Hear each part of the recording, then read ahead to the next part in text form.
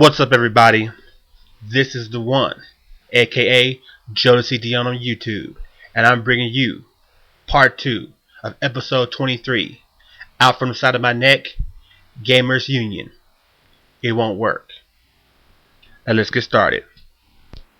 So now, as a gaming union, we're going to fight against the third parties who are nickel and diming us with constant half-assed sequels of games each year, constantly bringing out new add-ons for their games, less creativity, and new IPs.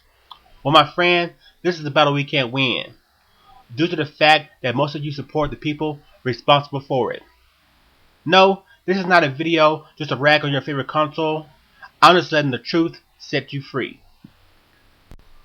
All HD consoles have had some kind of hard drive added to them, and that has added to the price of the console. What have we used the hard drive for? Saves could have been done on memory cards or even SD cards, like during the previous generation. Yes, there are demos to download, new miniature games, movies, and game installs. Even though by now you think that the DVD drives in the consoles will be fast enough to read all that information, without making an install needed to increase loading times. At one time, the PS3 was backwards compatible, allowing us to play old games. Now, the only way to do so is to buy them again through their online store. They said an update is coming to change that. That was a year ago. So I guess until then, we can go ahead and rebuy those games again and use that space that way. The one main feature that would help us the most is nowhere to be seen. Upgradable, downloadable games.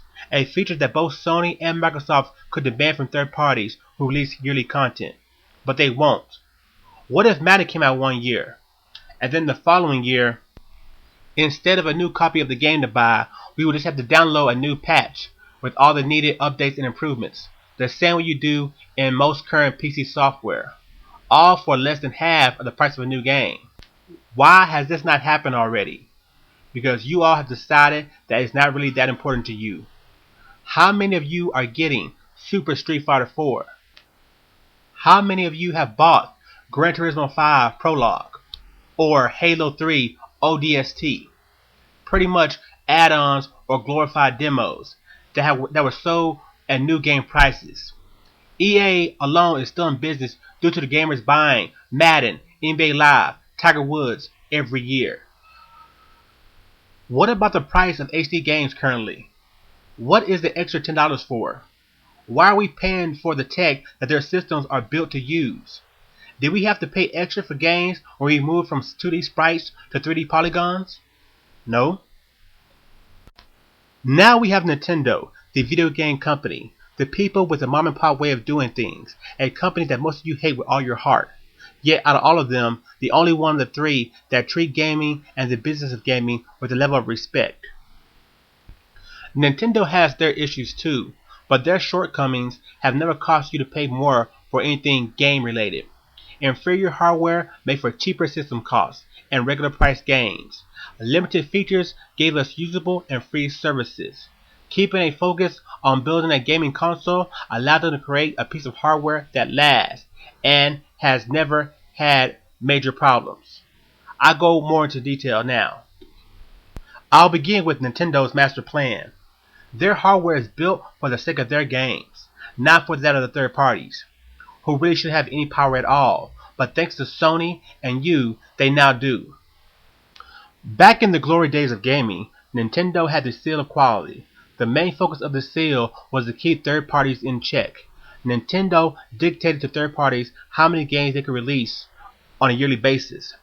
Third parties then created other gaming branches to counter this. For example, Konami and Ultra were the same company, but this allowed them to create more games under two developers.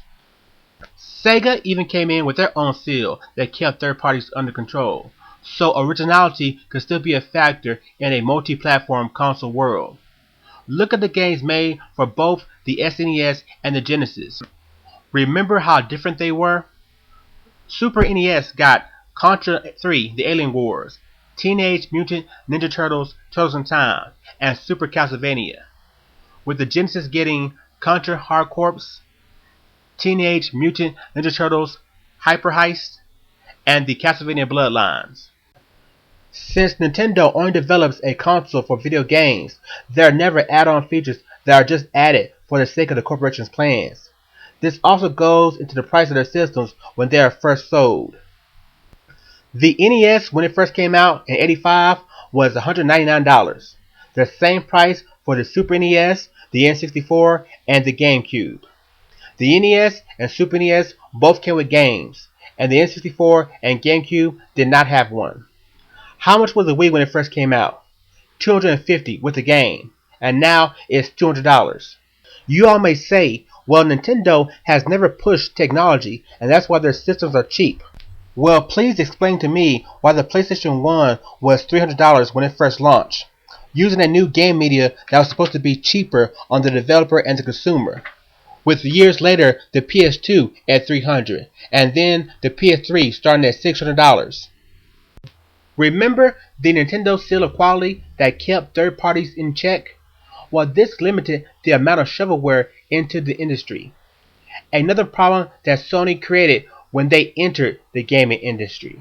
They needed to compete with Sega and Nintendo's established franchises, so they opened the floodgates, allowing everyone who wanted to make games a chance to do so, allowing third parties to make as many games as they wanted. If you don't believe me, go back and look at the amount of games released during the NES and Super NES eras. When Nintendo controlled third parties, the NES from '85 to '95 only had over 2,000 games created for it worldwide. The Super NES from '91 to '99 only had over 2,000 games created for it worldwide. The PlayStation in 10 years had almost 8,000 games made for it, with the PS2 with over 5,000 games in the same amount of time. Was the PS1 starting library better than the N64 and Sega Saturns? No, they just had more games to choose from. Sony and Microsoft have even empowered third parties even more now by signing exclusive deals with them, giving them the right to choose who they would produce games for, when it was the other way around. So now a third-party game like Grand Theft Auto, Metal Gear Solid, and Final Fantasy decides the fate of a console more than a Mario, Halo, or God of War game. Another gripe that most Nintendo haters have about Nintendo is Nintendo being behind when it comes to online gaming services. Friend codes, lack of voice chat, trophies, online multiplayer. Some of this may be true. The one point I return to is Nintendo is a video game company. Their system is a toy, not a PC. Something to be used when you want to. Never having to worry about firmware updates that will remove system features, as in the PS3 Linux removal update coming on April 1st. Or how you can't even get online or play certain games until you agree to do the update. Last but not least, network errors totally disabling your console. Yes, Nintendo sends updates to their Wiis. You have the choice to accept the update. With that choice, you get to decide what's more important to you. It may affect you from using new features and playing new games. It doesn't affect you from enjoying items and games you have already purchased. So as a gamer, Nintendo may be behind the times.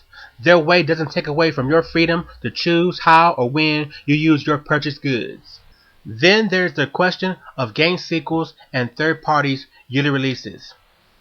By Nintendo changing the way we play games using their new motion control, Nintendo versions of games on HD consoles are totally different and really do push some developers in their designs. Tiger Woods and Madden on Wii play different and in some ways have more development effort put into them, other than a roster update and better graphics. To many, Nintendo is a company that relies too much on its back catalog. They never bring out new content, only new versions of the same game. Well, I'm not going to go into detail of all the new IPs Nintendo has released each generation. The main thing is, you as a gamer may not like them. So, if you don't want them, then it doesn't count. I will say this. How many versions of a game has Nintendo released in one generation? On average, one game a console lifespan. The last two generations, they have upped that to almost two a console. If sequels are truly an issue with gamers, then why Sony and Microsoft are allowed to do so? Yes, their games may be new when they first release. After that, you may see 2 or 3 more sequels within that same console's life cycle.